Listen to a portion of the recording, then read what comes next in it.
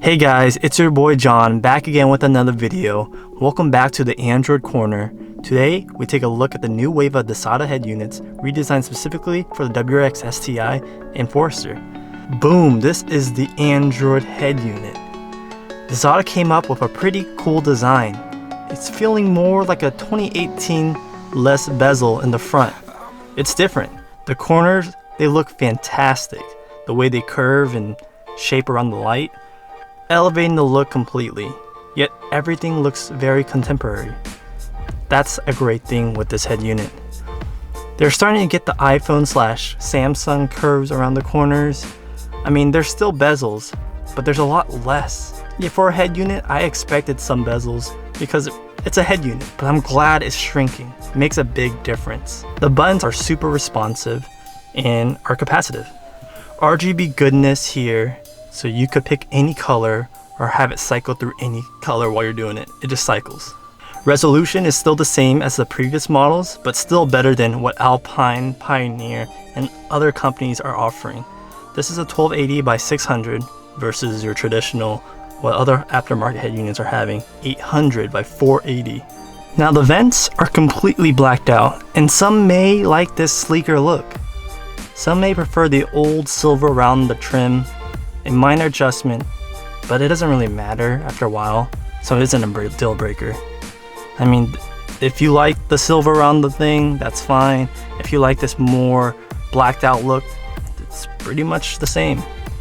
Now, they also removed the micro SD in the front. There's usually a little micro SD slot, and they moved it to the back, which is, you know, it looks sleeker, but it is more inconvenient. How many times did you use that micro SD card, depending on your own use case? I found it handy and convenient, but you know, it's gone to the back. I'm glad it's still there though. And of course, there's still a bunch of inputs and outputs in the back. 3x USBs, Wi-Fi, it has the GPS, the RCA, the reverse camera, even the TV tuner, tire pressure monitoring. The list goes on when it comes to accessories and capabilities. Now, I've been using this unit for a few days and it's been fantastic. Dasaita is one of those few brands where they don't skip out on processing, you know, the internals. Everything feels smooth, slick, and it runs very well. I think you'll be very happy if you purchase this, and you're not going to be running into any issues later on. Especially because this unit is much faster than what, you know, Subaru puts into their head units. Now, it's been rock solid for a long time for me. You know, day in and day out, I've been using this, and I never had a hitch. Now, some might say, you know, what about a year from now, 2 years? I heard this, I heard that. You know, user stories, or maybe they just want to stick with tried and true. Basically, they want to stick with Pioneer and whatever. That's fine. If you guys want to do that, then do that. But I've been using these head units and it's been great. It's a lot faster than those other head units as well. I primarily use Google Maps and Google Music to listen to my music while I'm using Android Auto. And I never felt it once being slow. Remember, that's pretty intensive to have Google Maps and, you know, Google Music running. I can have Google Maps and run YouTube.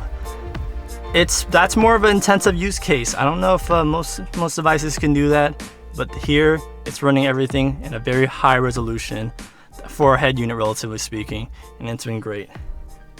Sound-wise, it's been great with the upgraded speakers I have.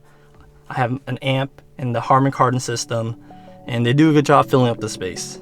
Is it killer, like the best of the best? No, but for 90% of the people out there, it's gonna sound great. Now, if you're looking to buy this, links below on where to get it. It's a newer model, so make sure you order quick because definitely it's gonna sell out.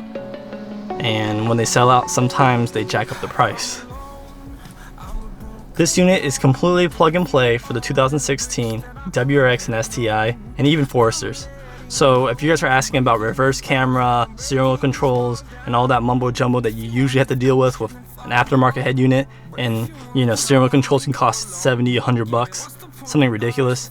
This has it built in. So it has all the harnesses for you to get that working. You don't have to worry about that. Same with, of course, the dash trim. It's built in, you don't have to worry about that. GPS, Wi-Fi, Bluetooth, everything is good to go here.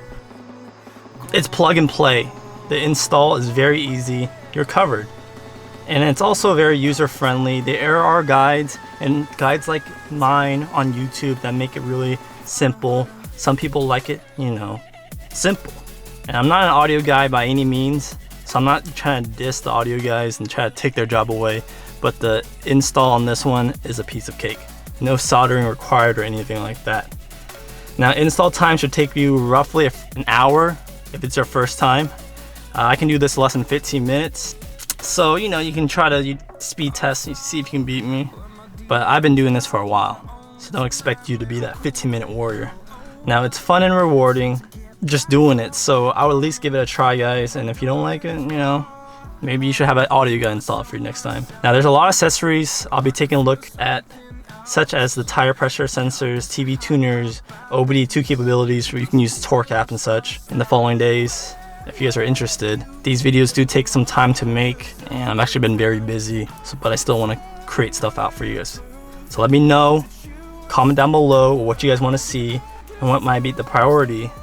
Let me hear your thoughts on this new design. Do you prefer this over the older one? What would you like to see, guys? Anyways, until the next one, catch you guys later. Peace.